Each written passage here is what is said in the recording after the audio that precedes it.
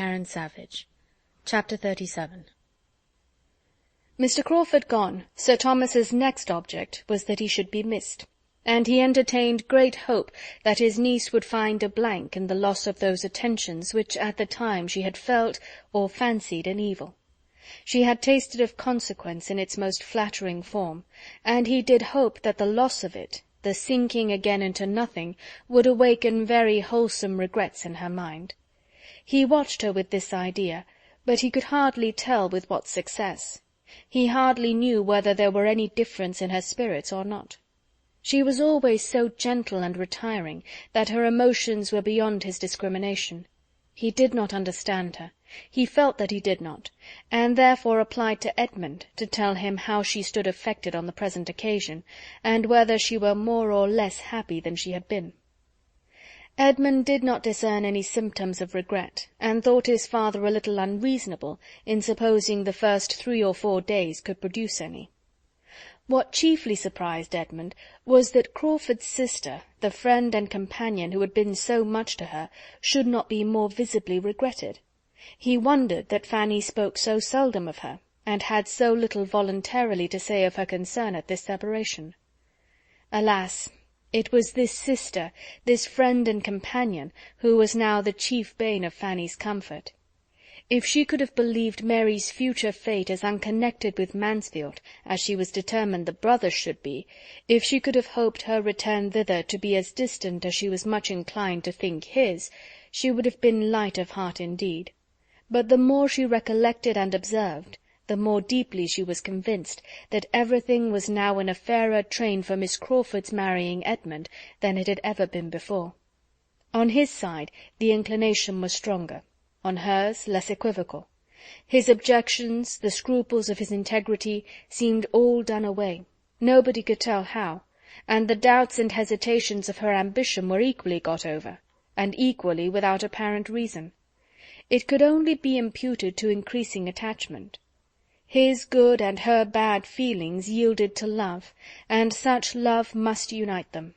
He was to go to town as soon as some business relative to Thornton Lacey were completed, perhaps within a fortnight. He talked of going, he loved to talk of it, and when once with her again, Fanny could not doubt the rest. Her acceptance must be as certain as his offer. And yet there were bad feelings still remaining, which made the prospect of it most sorrowful to her, independently, she believed independently of self. In their very last conversation, Miss Crawford, in spite of some amiable sensations and much personal kindness, had still been Miss Crawford, still shown a mind led astray and bewildered, and without any suspicion of being so, darkened, yet fancying itself light. She might love, but she did not deserve Edmund by any other sentiment. Fanny believed there was scarcely a second feeling in common between them. And she may be forgiven by older sages for looking on the chance of Miss Crawford's future improvement as nearly desperate, for thinking that if Edmund's influence in this season of love had already done so little in clearing her judgment, and regulating her notions, his worth would be finally wasted on her, even in years of matrimony. Experience might have hoped more for any young people so circumstanced, and impartiality would not have denied to Miss Crawford's nature that participation of the general nature of women which would lead her to adopt the opinions of the man she loved and respected as her own. But as such were Fanny's persuasions, she suffered very much from them, and could never speak of Miss Crawford without pain.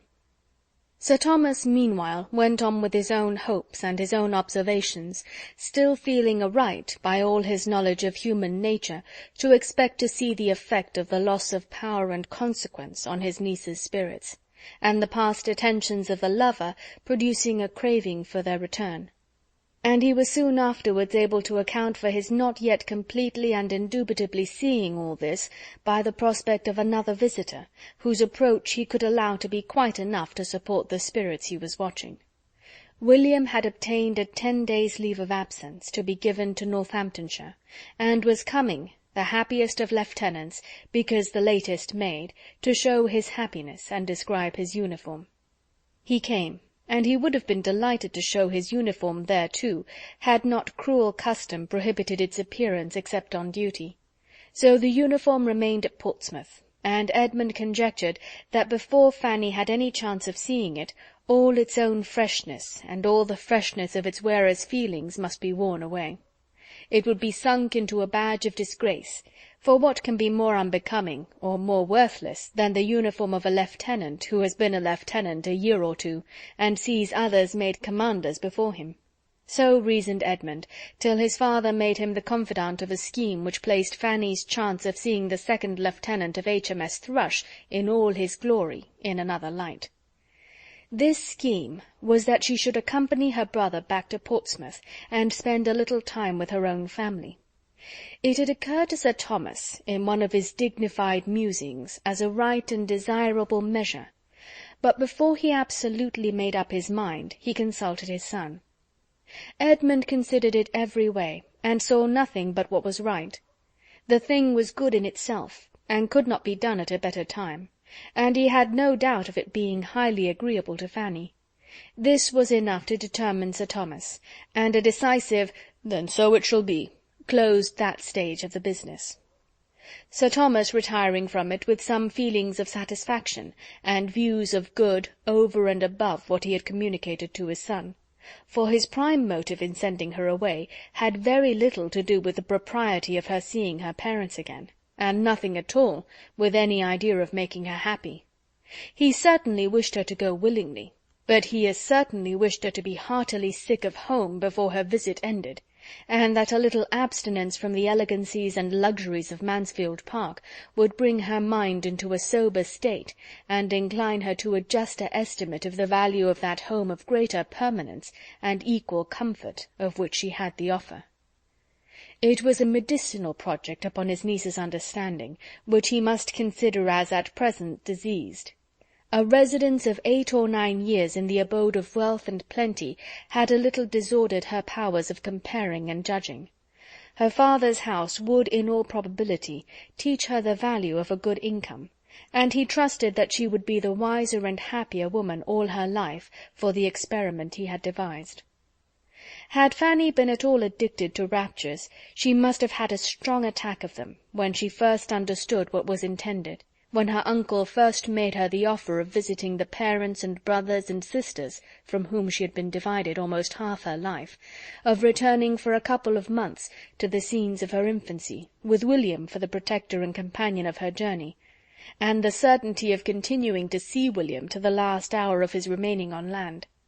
Had she ever given way to bursts of delight, it must have been then, for she was delighted. But her happiness was of a quiet, deep, heart-swelling sort, and though never a great talker, she was always more inclined to silence when feeling most strongly. At the moment she could only thank and accept. Afterwards, when familiarized with the visions of enjoyment so suddenly opened, she could speak more largely to William and Edmund of what she felt. But still there were emotions of tenderness that could not be clothed in words. The remembrance of all her earliest pleasures, and of what she had suffered in being torn from them, came over her with renewed strength, and it seemed as if to be at home again would heal every pain that had since grown out of the separation. To be in the centre of such a circle, loved by so many, and more loved by all than she had ever been before, to feel affection without fear or restraint, to feel herself the equal of those who surrounded her, to be at peace from all mention of the Crawfords, safe from every look which could be fancied a reproach on their account. This was a prospect to be dwelt on with a fondness that could be but half acknowledged. Edmund, too, to be but 2 months from him, and perhaps she might be allowed to make her absence 3, must do her good. At a distance unassailed by his looks or his kindness, and safe from the perpetual irritation of knowing his heart, and striving to avoid his confidence, she should be able to reason herself into a proper estate. She should be able to think of him as in London, and arranging everything there without wretchedness. What might have been hard to bear at Mansfield was to become a slight evil at Portsmouth. The only drawback was the doubt of her Aunt Bertram's being comfortable without her. She was of use to no one else, but there she might be missed to a degree that she did not like to think of, and that part of the arrangement was, indeed, the hardest for Sir Thomas to accomplish, and what only he could have accomplished at all. But he was master at Mansfield Park. When he had really resolved on any measure, he could always carry it through. And now, by dint of long talking on the subject, explaining and dwelling on the duty of Fanny's sometimes seeing her family, he did induce his wife to let her go, obtaining it rather from submission, however, than conviction, for Lady Bertram was convinced of very little more than that Sir Thomas thought Fanny ought to go, and therefore that she must. In the calmness of her own dressing-room, in the impartial flow of her own meditations, unbiassed by his bewildering statements, she could not acknowledge any necessity for Fanny's ever going near a father and mother who had done without her so long, while she was so useful to herself. And as to the not missing her, which under Mrs. Norris's discussion was the point attempted to be proved, she set herself very steadily against admitting any such thing. Sir Thomas had appealed to her reason, conscience, and dignity.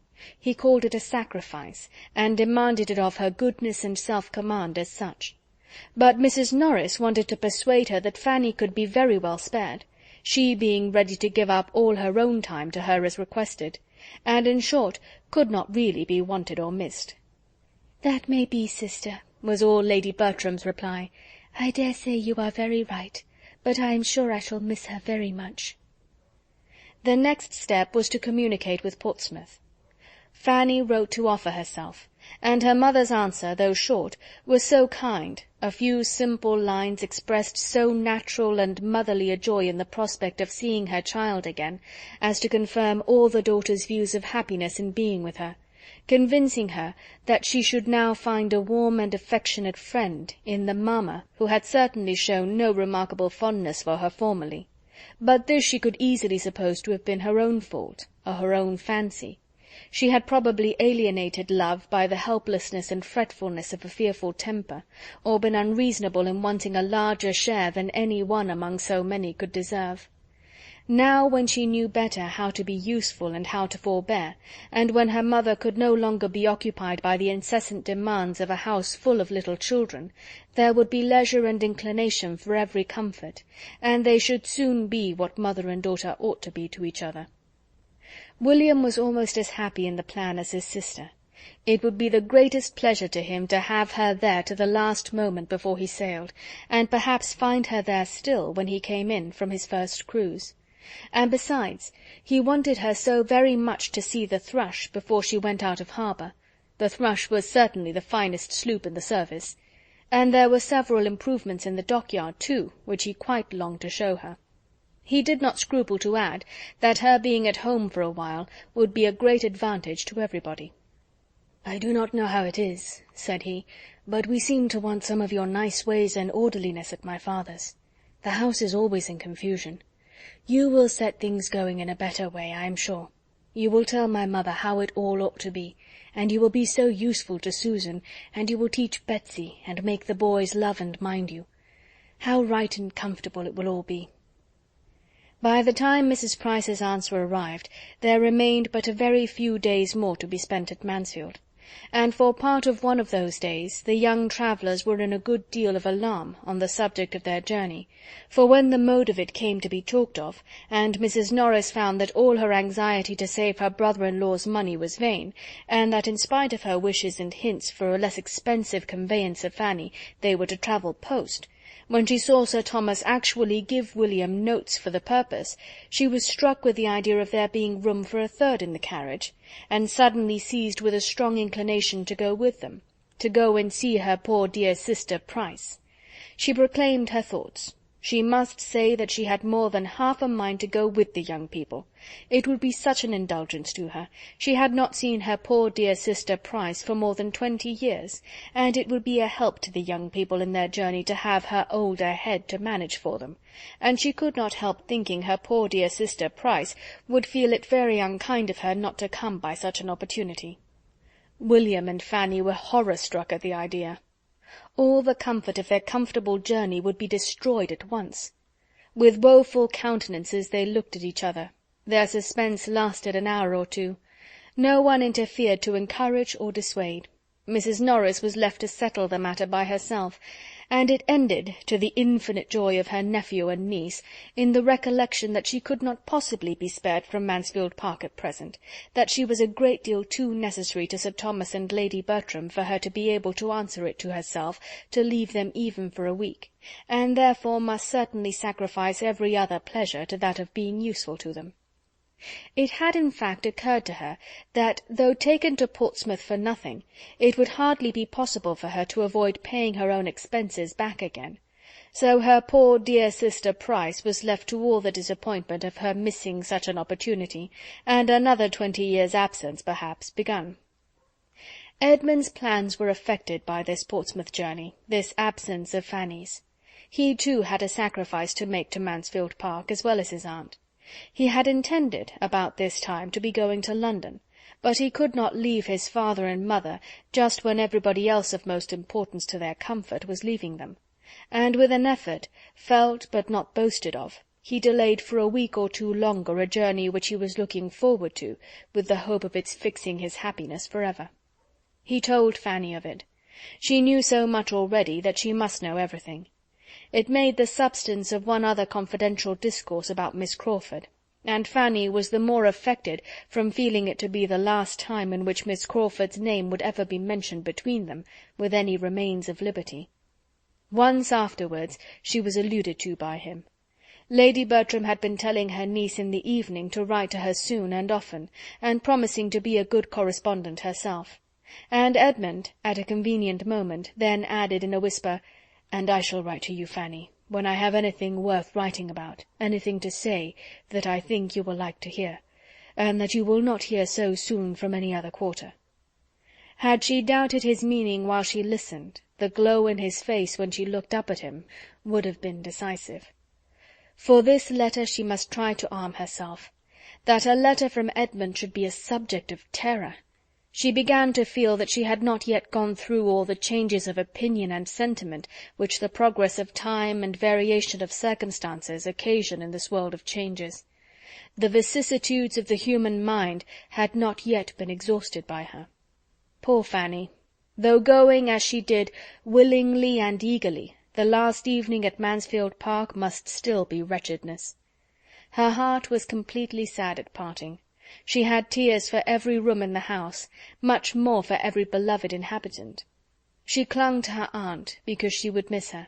She kissed the kind hand of her uncle with struggling sobs, because she had displeased him; and as for Edmund, she could neither speak, nor look, nor think, when the last moment came with him, and it was not till it was over that she knew he was giving her the affectionate farewell of a brother. All this passed overnight, for the journey was to begin very early in the morning, and when the small diminished party met at breakfast, William and Fanny were talked of as already advanced one stage. Chapter 37